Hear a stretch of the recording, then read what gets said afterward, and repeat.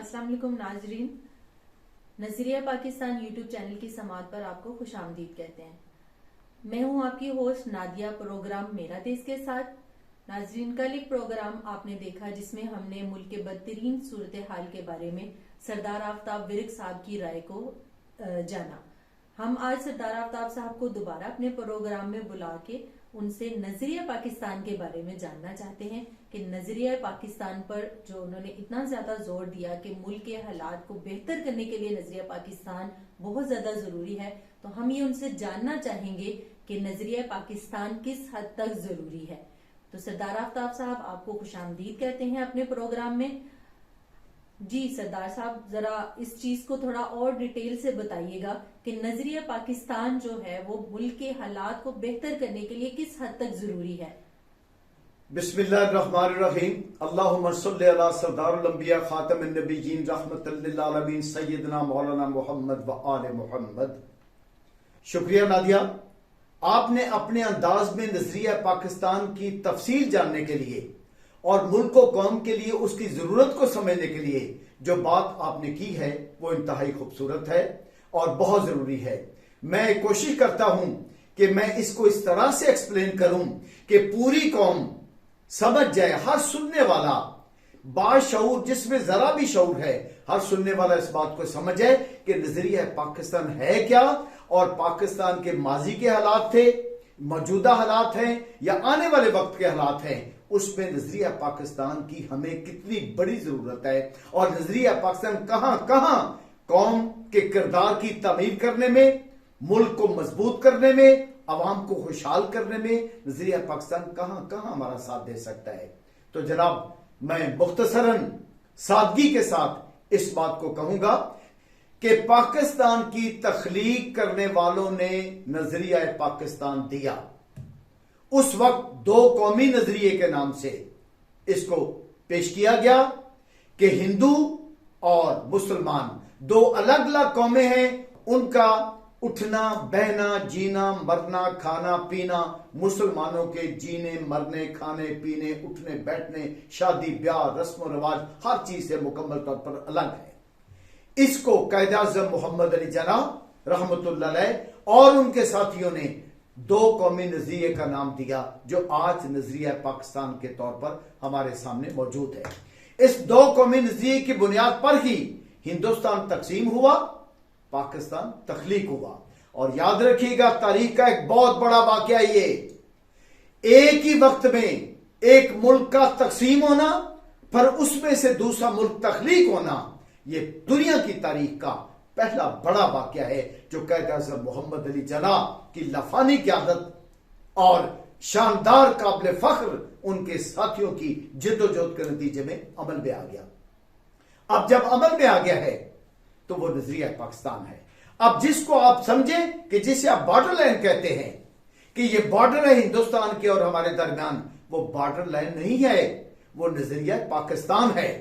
अगर नजरिया पाकिस्तान को आज खत्म कर दें तो बॉर्डर लाइन खत्म हो जाती है, फिर हम और हिंदुस्तान वाले एक होते हैं। फिर वो जिद्दोजहद जाया होती है, वो कुर्बानियां जाया होती हैं, वो सारे का सारा अमल जाया होता है जिसको हमने इख्तियार करके पाकिस्तान तख्लीक किया और फिर पाकिस्तान को बचाने के लिए हमने तारीख की शानदार कुर्बानियां दी हैं। बहुत बड़ी बड़ी कुर्बानियां दी गई हैं पाकिस्तान की तामीर के लिए, पाकिस्तान की हिफाजत के लिए, जो आज भी दी जा रही हैं।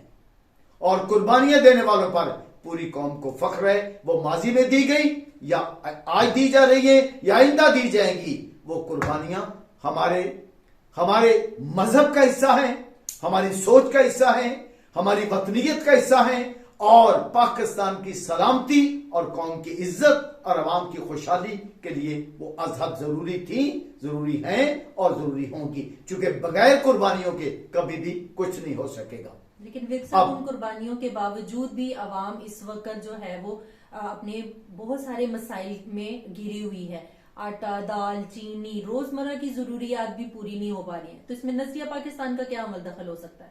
जी नादिया, बहुत अच्छा सवाल आपने किया है। अब देखिए, पहले तो मैंने ये बता दिया कि नजरिया पाकिस्तान है क्या।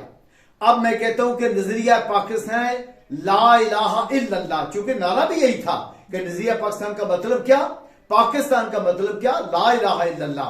अब ला इलाहा इल्लल्लाह क्या है, मुहम्मदुर रसूलुल्लाह क्या है, पूरा कलमा तौहीद जब पढ़ते हैं तो जनाब अल्लाह के हुक्म के मुताबिक, रसूलुल्लाह की तालीमात के मुताबिक, कायदे आज़म के फरामीन के मुताबिक किसी जगह पर भी भूख की, नंग की, महंगाई की, कसम फुर्सी की, बेइंसाफी की, जुल्म की कोई गुंजाइश बाकी नहीं रह जाती।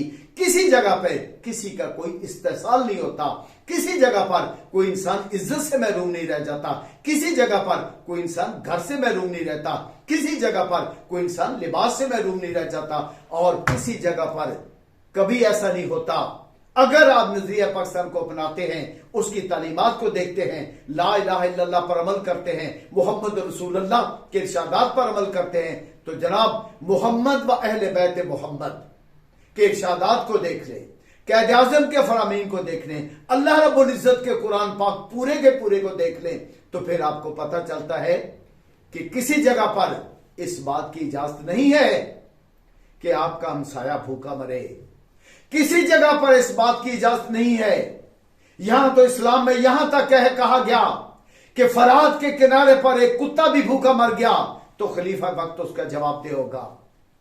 वो कहां बात और आज कहां की बात कि लोग भूख से मर रहे हैं। एक तरफ दौलत वाले ऐशो इशरत कर रहे हैं, एक तरफ लोग लाखों करोड़ों की तादाद में 2 वक्त की रोटी नहीं खा सकते, एक तरफ एक इंसान की बेटी की बारात में बेतहाशा पैसा खर्च किया जाता है, 2-2, 4-4, 5-5 गाड़ियां आती हैं और आलीशान होटलों में तमाम होते हैं, और उसके उस बेटी को जर्क बर्क में सजाकर गाड़ियां आलीशान गाड़ी में बिठाकर एक बड़ी शान के साथ रुखसत किया जाता है, और दूसरी तरफ एक इंसान की बेटी सुर्ख जोड़े के इंतजार में बैठी हुई बाप की दहलीज पर बूढ़ी होती है और हसरत की कब्र में उतरती है। यह नजरिया पाकिस्तान की मुखालफत है। ये इतना फर्क, ऊंच नीच का इतना निजाम कि एक तरफ तो लोगों के बच्चे अपने कमीज के दामन से गाड़ियां साफ करें, सड़कों पर खड़े हों, और दूसरी तरफ दूसरों के बच्चे, अमीर तबकात के बच्चे आलीशान लिबास पहनकर, आलीशान यूनिफॉर्म पहनकर बड़े बड़े अदारों में जाएं, उनको गाड़ियां छोड़ने जाएं, और एक तरफ बच्चे टायरों को पंक्चर लगा रहे हैं, एक तरफ बच्चे रेडियां खींच रहे हैं, एक तरफ बच्चे के पांव नंगे हैं, एक तरफ बच्चों की कसम पुर्सी है। और ये है नजरिया पाकिस्तान की मुखालफत। और जब आप नजरिया पाकिस्तान को लागू करेंगे नादिया, फिर उस वक्त देख लीजिएगा कि नजरिया पाकिस्तान का नफाज मुकम्मल तौर पर करें, ला इलाहा इल्लल्लाह मुहम्मद रसूलुल्लाह पर अमल करें, अल्लाह रब्बुल इज्जत के फरमान को देखें, मोहम्मद व अहले बैत मोहम्मद के इरशादात पर अमल करें, तो आपको पता चलेगा कि खातून जन्नत सरदारुल अंबिया की बेटी होकर भी किस तरह की जिंदगी अपने घर में गुजार रही है। रसूल अल्लाह के बेटे, रसूल अल्लाह के नवासे किस तरह की हयात अपने घर में गुजारे उन्होंने। रसूल अल्लाह के अहले बैत ने क्या अमल करके दिखाया। ये है नजरिया पाकिस्तान को देने वाले की तालीम का असर। नजरिया पाकिस्तान रसूल अल्लाह ने दिया, 1400 साल पहले दिया। नजरिया पाकिस्तान कुरान पाक ने दिया, 1400 साल पहले दिया।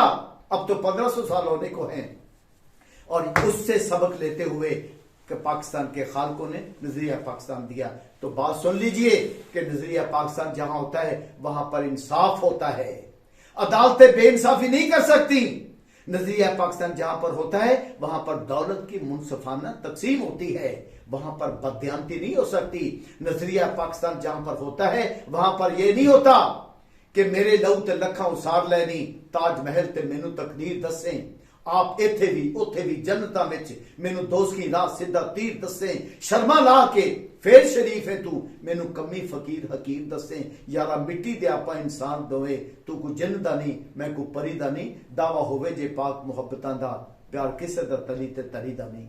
बात यह है कि सबक दिए जाते हैं कि आप, ये आपकी तकदीर है कि कि आप गुर्बत काटें, या आपकी तकदीर है कि आपके माँ बाप दवाई के बगैर मरें, या आपकी तकदीर है कि आपके बच्चे मौसमों के लिबास को तरसें, या आपकी तकदीर है कि आप जिस तरह के भी टूटे फूटे घर में रहे इसे अल्लाह की रजा समझे। जनाब, तकदीर का मालिक बेइंसाफ नहीं है, उसने किसी इंसान की तकदीर बुरी नहीं बनाई। ये निजाम है, नजरिया पाकिस्तान से हटने का नतीजा है, दूसरे लफ्जों में रसूल अल्लाह की तालीमात से हटने का नतीजा है, फिर कुरान पाक के हुक्म से हटने का नतीजा है, कायदे आज़म की तकारीर से हटने का नतीजा है कि आज हम महरूम हैं बहुत सारी जगहों पर।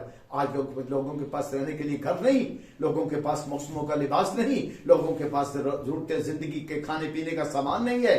नजरिया पाकिस्तान कहता है कि किसी के बच्चे तालीम हासिल करने के बाद महरूम ना फिरे, रियासत की जिम्मेदारी है उनको रोजगार दे। यहाँ पर हुक्मरानों का अपने लालच ही खत्म नहीं होते। यहाँ हुक्मरान सिर्फ अपने बेटों को पढ़ाना चाहते हैं, सारी दौलत उनके नाम कन्वर्ट करना चाहते हैं। कौम के बच्चे भी हुक्मरानों के बच्चे, ये है नजरिया पाकिस्तान। कौम की बेटियां भी उनकी बेटियां हैं, ये नजरिया पाकिस्तान है। और तमाम जज इंसाफ करें, ये नजरिया पाकिस्तान है। तमाम पार्लियामेंटेरियन इंसाफ के साथ कानून बनाए, अपनी जात के लिए ना बनाए, यह है नजरिया पाकिस्तान। और तमाम अदारे, फौज, अदलिया, इंतजामिया और सारी पार्लियामेंट, तमाम के तमाम अदारे अपनी हदूद के अंदर रहें, अपने कानून के अंदर रहें, अपने जाब्तों के अंदर रहें, आइन की पासदारी करें। यह है नजरिया पाकिस्तान। यह है कायदे आज़म मोहम्मद अली जिन्ना ने सोच समझकर नजरिया पाकिस्तान दिया था। समझ लें, नजरिया पाकिस्तान का मजाक उड़ाने वाले और ये कहने वाले कि नजरिया पाकिस्तान कहां है, याद रखें, नजरिया पाकिस्तान आपकी सलामती की जमानत है। नजरिया पाकिस्तान पाकिस्तान रहने की जमानत है। हटाएं नजरिया पाकिस्तान को, कोई बॉर्डर नहीं रह जाएगा। नजरिया पाकिस्तान बॉर्डर का नाम है, नजरिया पाकिस्तान उस तकसीम का नाम है जिसकी बुनियाद पर आप आजाद जिंदगी गुजार सकते हैं। और यह भी आपको बता दूं, आज जो आजादी नहीं है ना, यह नजरिया पाकिस्तान ना होने की वजह से है। नजरिया पाकिस्तान अगर कायम हो तो आपको मुकम्मल इंसानी हकूक मिले। यहां पर आपने देखा ना दिया कि जब किसी को गिरफ्तार किया जाता है तो सीधा उस पर बगावत का मुकदमा कायम किया जाता है। बगावत क्या होती है? बगावत होती है रियासत के खिलाफ। बगावत किसी एक बंदे के खिलाफ बात करने से बगावत नहीं होती।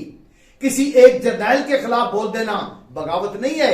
बगावत यह है पाक फौज के खिलाफ बोलना, जैसे आदर राजा इंग्लैंड में बैठा पाक फौज के खिलाफ बोल रहा है। बगावत वो है, गद्दारी वो है। और गद्दारी वो होती है जो आइन को तोड़ा जाए, और आइन के तोड़ने वालों को पूछा नहीं जा रहा। बड़े बड़े लोगों ने यहां पर बड़ी बड़ी बातें की हैं। चाहिए तो यह था कि नजरिया पाकिस्तान की गिरफ्त उन पर होती और उनको बोलने की इजाजत नहीं होती। मैं नजरिया पाकिस्तान आपको बताऊं कि नजरिया पाकिस्तान क्या है, आज कौन सुन ले। होना यह चाहिए कि जब बच्चा मां के पेट में आ जाए तो बच्चे की जिम्मेदारी रियासत संभाल ले। जब बच्चा पैदा हो तो बच्चे की जिम्मेदारी रियासत संभाले। जब बच्चा तालीम हासिल करे तो उसकी जिम्मेदारी रियासत संभाले। जब तक बच्चा तालीम हासिल करके बासरे रोजगार नहीं हो जाता, यह रियासत की जिम्मेदारी है कि उसको वो पाले, उसको संभाले। यह है नजरिया पाकिस्तान, यह है कलमा तौहीद, यह है ला इलाहा इल्लल्लाह, यह है मोहम्मद रसूलुल्लाह। जब आप रियासत के हुक्मरान सिर्फ अपने बच्चों को पालेंगे, सिर्फ अपने महल बनाएंगे, सिर्फ अपनी गाड़ियों को देखेंगे, सिर्फ अपने बैंक बैलेंस देखेंगे, सिर्फ अपने कारखाने बनाएंगे, तो फिर नजरिया पाकिस्तान को कौन देखेगा? और अगर मैं आज कह रहा हूं, अगर नजरिया पाकिस्तान को नाफिज ना किया गया, अगर मुआशरे के अंदर इंसाफ ना किया गया, अगर पूरे की पूरी ये जो सिलसिले हैं खुदगर्जी के, इनको खत्म ना किया गया, अगर नजरिया पाकिस्तान क्या, पाकिस्तान का मतलब क्या, ला इलाहा इल्लल्लाह, अगर इसको इसकी रूह के साथ अमल ना किया गया तो खाकम बदन खाकम बदन खाकम बदन पाकिस्तान नहीं रहेगा। पाकिस्तान को बचाना है तो नजरिया पाकिस्तान को अमल में लाना है और हल होने वाले जुल्म का रास्ता रोकना है।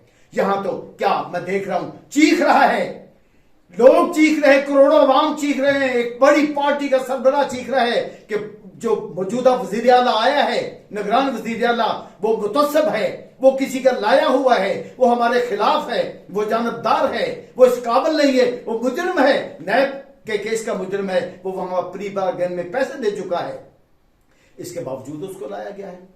और अगर एहतजाज किया जाए तो लोगों को पकड़ा जा रहा है। ये नजरिया पाकिस्तान इस तरह नहीं बच सकेगा, इस तरह नजरिया पाकिस्तान नाफिज नहीं होगा, और ना इस तरह से हम मुल्क बचा सकेंगे। कब तक जुल्म करेंगे?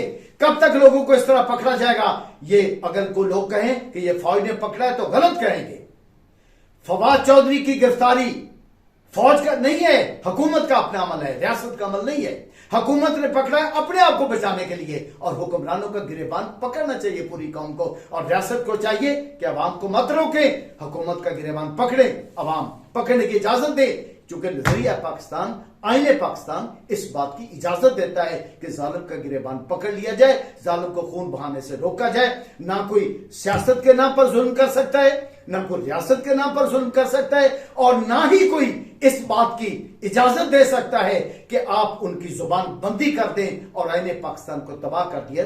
आईने पाकिस्तान तो आपको बोलने की आजादी देता है। हाँ, जब कोई हद क्रॉस करता है तो फिर उसको उसकी क्रॉस की हद के मुताबिक कटहरे में लाना चाहिए, उस पर पर्चा करना चाहिए। ये नहीं कि बंदा बात इख्तलाफ की करे तो उसे कहे कि ये तो रियासत की खिलाफ वर्जी कर रहा है, इस पर बगावत लगाओ, इस पर गद्दारी लगाओ। लिहाजा मैं समझता हूं 124A को और आर्टिकल 6 को की कार्रवाई को, और उसके साथ साथ अगर आपने 153A की कार्रवाई करनी है पीपीसी पाकिस्तान पेनल कोड की, तो फिर आप सोच समझ कर करें, इसको मजाक ना बनाएं, इसका वजन हल्का ना करें, और जब करें तो फिर इसको पूरा मुकम्मल करें। मैंने फिर कह रहा हूं कि अगर किसी ने देखना है, बगावत की कार्रवाई करते हुए देखना है, गद्दारी की कार्रवाई करते देखना है, तो आदल फारूक राजा रिटायर्ड मेजर जो इंग्लैंड में बैठा हुआ है उसकी तकरीरों को सुनो, उसके विलग सुनो, और अगर हिम्मत है तो उसके खिलाफ कार्रवाई करो।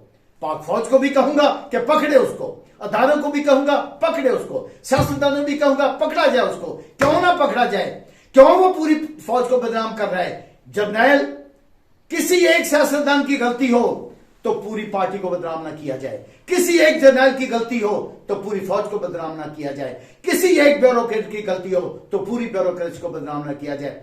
अदारों का तहफ़्फ़ुज़ किया जाए, अदारों की इज्जत की जाए, और जिसका जितना कसूर हो उसके मुताबिक उसको सजा दी जाए। ये नजरिया पाकिस्तान का तकाजा है, ये खुदा और रसूल का हुक्म है, और हमें सबको इस पर अमल करना चाहिए। जी साहब, आपका बहुत शुक्रिया। विक साहब के नजरियात से आप कितना इत्तेफाक करते हैं, आपने ये बात हमें कमेंट में बताइए, और हमारे यूट्यूब चैनल को सब्सक्राइब कीजिए, शेयर कीजिए। आफ्ताब साहब, आपका बहुत शुक्रिया। नजरिया पाकिस्तान मुल्क में इंसाफ के लिए, मुल्क में खुशहाली के लिए नजरिया पाकिस्तान बहुत ज्यादा जरूरी है। आप इसके बारे में क्या कहते हैं, हमें अपने कमेंट बॉक्स में बताइए। आफ्ताब साहब, आपका बहुत बहुत शुक्रिया। बहुत शुक्रिया जी। पाकिस्तान पाइंदाबाद, कायदे आज़म जिंदाबाद, नजरिया पाकिस्तान जिंदाबाद।